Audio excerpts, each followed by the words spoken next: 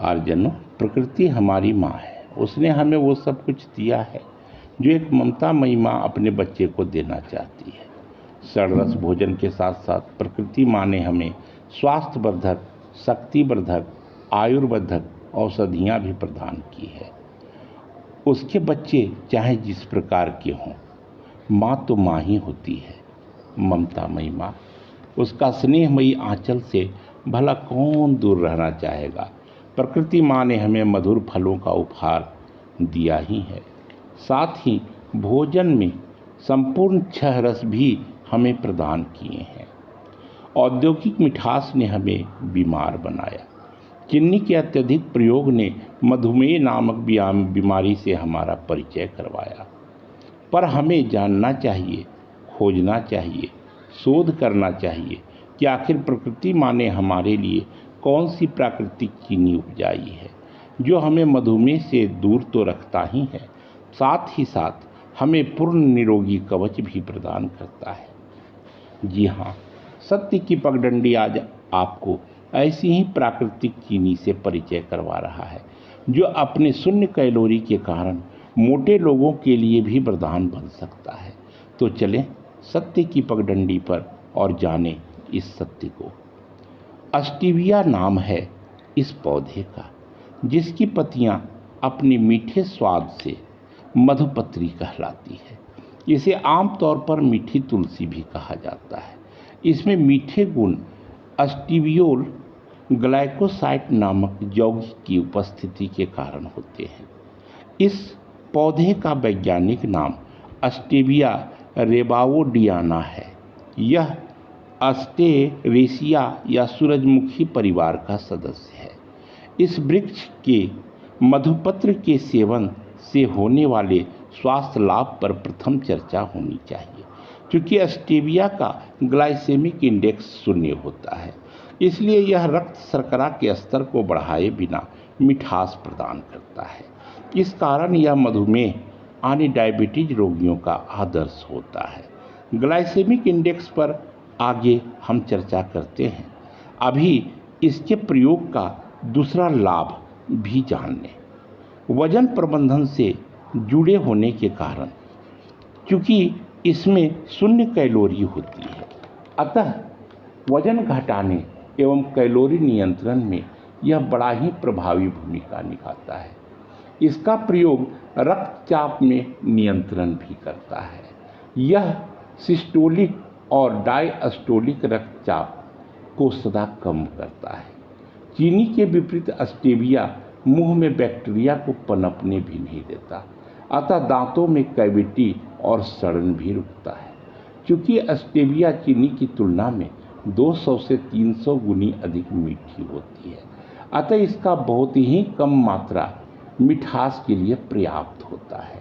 यह चीनी और अस्पार्टेम की तुलना में अधिक स्वास्थ्यवर्धक तो होता ही है, साथ ही चूंकि यह प्राकृतिक पौधे पर आधारित है, अतः यह 0 नुकसानदेह भी होता है। स्टीविया हीट स्टेबल भी है, यानी इसका उपयोग गर्म और ठंडे दोनों प्रकार के खाद्य पदार्थों एवं पेय पदार्थों में आसानी से किया जा सकता है। बस अति उपयोग से बचना चाहिए, क्योंकि अति उपयोग अमृत को भी भला अमृत कहाँ रहने देता है। हे आर्यजन, इस मधुपत्री का उपयोग सर्वमान्य है। इसे carbonated drinks, juice, ice cream, yogurt इत्यादि में उपयोग किया ही जाता है। साथ ही दवाओं, कफ सिरप और टूथपेस्ट में भी मिठास के लिए इसका उपयोग आम है। स्टीविया में उपस्थित एंटीमाइक्रोबियल गुण के कारण यह त्वचा की देखभाल भी आराम से करता है। अब हम सब ग्लाइसेमिक इंडेक्स को समझते हैं। ग्लाइसेमिक इंडेक्स एक ऐसा पैमाना होता है जो मापता है कि कोई भी कार्बोहाइड्रेट युक्त भोजन शरीर में जाने के बाद कितनी तेजी से ब्लड शुगर को बढ़ाता है। ग्लाइसेमिक इंडेक्स 0 से 100 तक का मेजरमेंट का पैमाना होता है। यह यानी ग्लाइसेमिक इंडेक्स के आधार पर खाद्य पदार्थों को 3 श्रेणियों में बांटा गया है।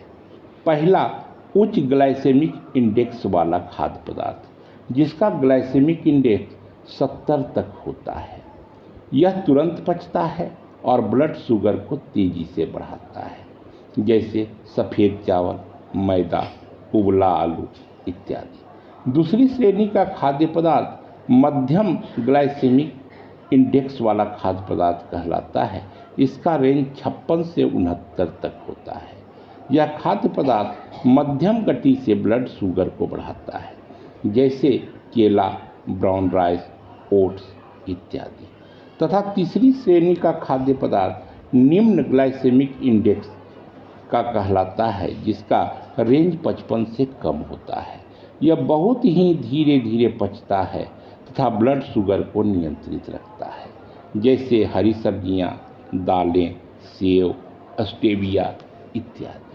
हे सत्य प्रेमियों, स्टेविया या मधुपत्री मूल रूप से दक्षिण अमेरिकी कॉन्टिनेंट के पराग्वे और ब्राज़ील का स्थानीय पौधा है। यह वहाँ के अर्ध आर्द्र उपोष्ण कटिबंधीय क्षेत्रों एवं दलदलों के किनारे उपस्थित रेतीली मिट्टी में उगता है।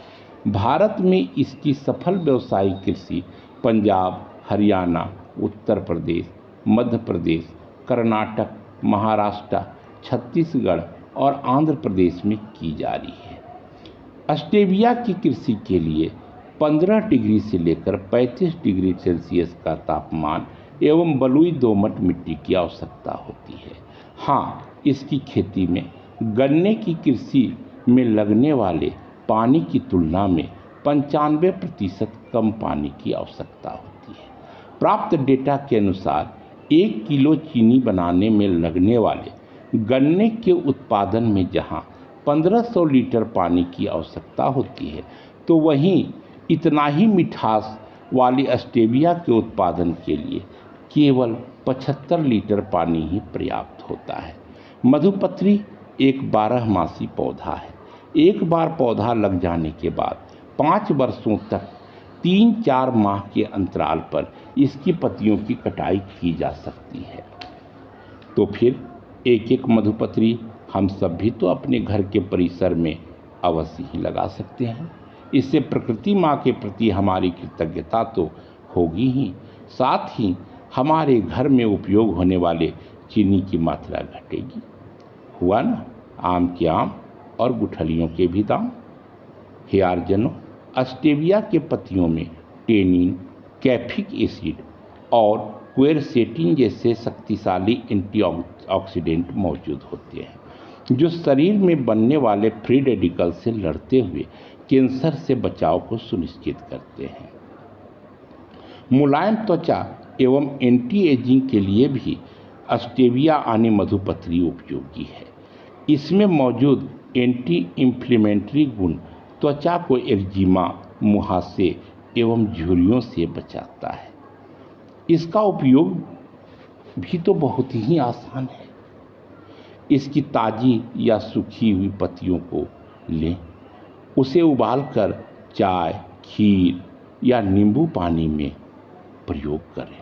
साथ ही इसकी पत्तियों को छांव में सुखाकर मिक्सी में पीसकर ऑर्गेनिक ग्रीन पाउडर भी तो बनाया जा सकता है, जिसे बाद में आप आसानी से प्रयोग कर सकें।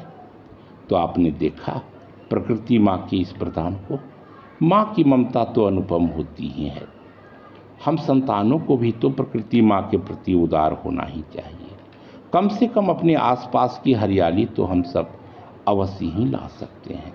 अगर हमारा परिवेश हरा होगा तो नील गगन भी हमारे लिए निरोगी बादल बनाएगा, पवन देव भी हमारे लिए स्वास्थ्यदायी हवा बनाएंगे। बस जरूरत है प्रकृति माँ की हमारे प्रति की गई उदारता को पहचानने की। धन्यवाद।